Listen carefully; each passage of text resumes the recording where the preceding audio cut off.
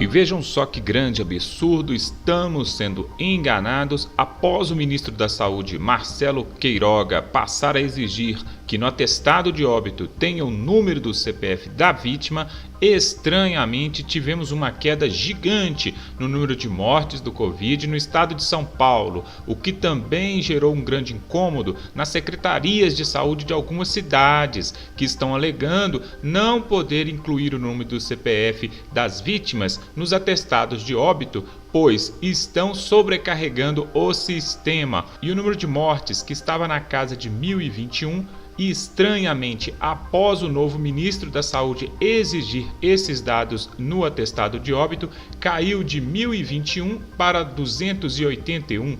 Será que o governador de São Paulo e outros estados brasileiros querem promover o terror na sociedade a fim de gerar uma grande insatisfação com o governo federal? Afinal, porque também a Globo e outras mídias só falam do aumento dos óbitos e não mostram o número de recuperados? Confira a entrevista com o ministro da Saúde. Então, hoje, a gente foi surpreendido com a notícia de que o Ministério da Saúde passou a exigir uma série de dados, como CPF, cartão do SUS, para aceitar a contabilização dos mortos como sendo de Covid. E a gente já viu um resultado imediato, que os mortos em São Paulo caíram de 1.021 para 281. Bom, em relação a essa questão da notificação de óbitos, eu aqui já disse que o Ministério vai funcionar 24 horas, que vai existir uma secretaria especial para discutir aprofundadamente esse tema e que o compromisso do governo, como não pode ser, até porque isso é um princípio da administração pública, é com a transparência. Eu peço que você veja uma nota do CONAS e CONASEMS a respeito desse fato. Então, nós vamos colocar os dados de maneira clara, não só em relação a óbitos, mas também em relação à disponibilidade de leitos, né, diagnósticos, etc. Né? Então, vamos fazer essas questões aqui de maneira muito transparente, para que a sociedade brasileira tenha confiança no Estado brasileiro. Eu recebi hoje uma incumbência da maior gravidade. Essa incumbência, ela foi emanada dos 3 poderes da República. E nós vamos cumprir, né? Nós vamos cumprir ao pé da letra, né? Então vamos em frente, pessoal. Vamos deixar de olhar para o passado. Vamos construir um ambiente de harmonia, um ambiente de colaboração, fazer com que a população ela possa aderir às recomendações das autoridades sanitárias. Agora há pouco eu estive no CONASEMS e no CONAS, e tratei lá com os secretários estaduais de saúde de uma maneira muito fraterna, como não pode deixar de ser, né? E eu conto com o apoio de vocês. Eu queria pedir a vocês da imprensa, que nós sabemos a importância que vocês têm no regime democrático, para nos dar um voto de confiança, para que a gente possa trabalhar juntos pelo Brasil, né? E assim consigamos vencer essa pandemia. Vocês vão perceber ao longo do tempo, né? Então vamos trabalhar forte. E vocês devem nos criticar, não há problema. As críticas de vocês nos ajudam. Eu já falei que sou católico e eu sou devoto de Santo Agostinho. Prefiro os que me criticam do que os que me bajulam. Os que me criticam me dizem a verdade e os que bajulam querem me corromper. Então vamos trabalhar aqui em harmonia. Entrei no ministério hoje pela porta da frente. Não utilizei garagens nem nada, conversei com a imprensa, quero dialogar aqui com vocês, apesar de eu ser intervencionista, né, que trabalho para não fazer cirurgia de peito aberto, mas com vocês eu quero trabalhar de peito aberto. Abrir o meu coração para que possamos construir um futuro melhor para a saúde pública, fortalecer o SUS, né, cumprir o que a Constituição Federal prescreve. Me dê essa oportunidade. Boa tarde, ministros. Boa tarde, ministro da Saúde. Eu gostaria de saber, nós estamos bem próximos de alcançar o número de 300 mil mortes por Covid-19 e esse número foi alcançado em menos de 100 dias em relação aos 200 mil. Eu gostaria de saber o que muda, como é que vamos frear esses números. O Brasil vive, segundo inclusive as entidades que o senhor citou, que vai trazer o pior momento da pandemia. Gostaria de saber como vai ser freado. Bom, a maneira de frear são com essas medidas que eu já falei com vocês, mas sobretudo com a vacina. nós estamos diante de uma imprevisibilidade biológica, é um vírus que tem uma mutação.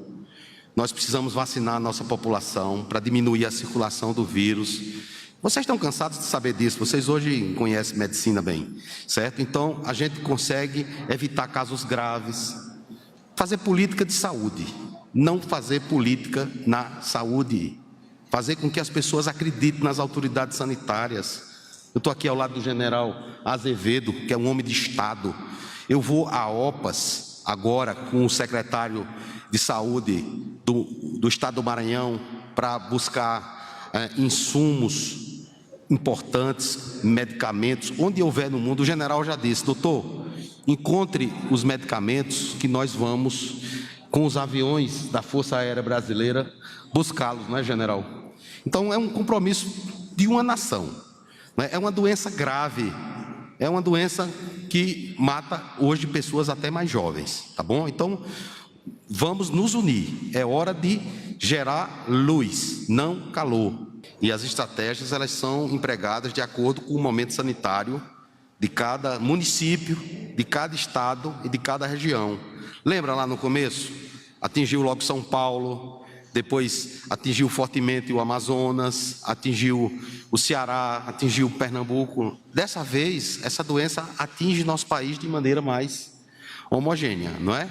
E é por isso que a preocupação existe. Se não houvesse a preocupação, não estaríamos hoje de manhã reunidos com os 3 poderes da República. Vamos acompanhar.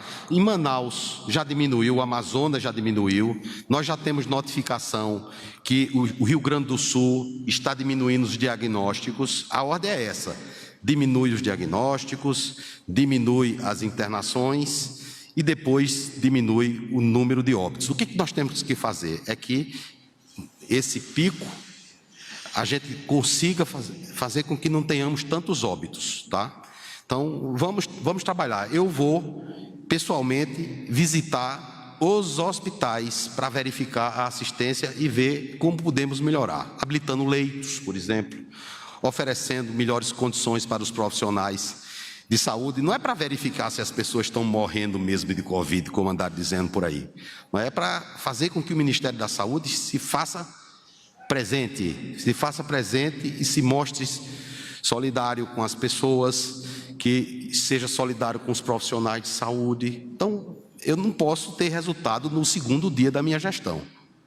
Tem que existir uma tolerância. Estamos com um pico de óbitos, é uma situação grave e que requer o cuidado e a atenção de todos. Eu queria saber o seguinte: o senhor falou em transparência. A primeira pergunta é que não ficou claro, afinal, essa mudança na notificação por mortos continua valendo ou não está valendo a partir de agora?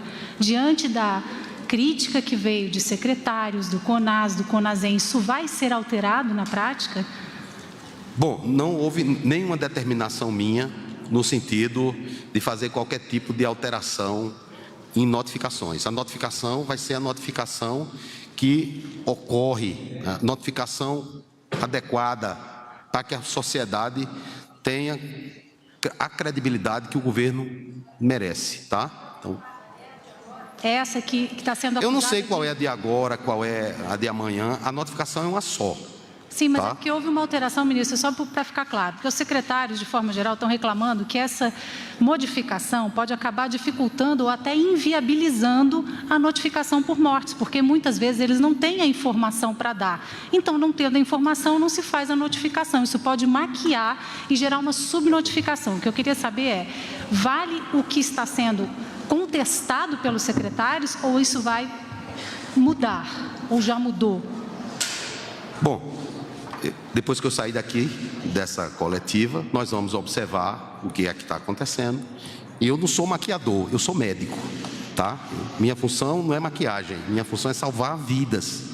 Então vamos construir um novo ambiente. Eu estou dizendo aqui para vocês que precisamos criar um ambiente novo, um ambiente de harmonia, um ambiente onde os profissionais de saúde possam trabalhar em paz. E a Rede Globo é muito importante, porque é uma emissora que tem uma audiência muito boa, muito extraordinária. Então vamos trabalhar junto, tá? Eu vou verificar isso e a gente vai dar a resposta adequada.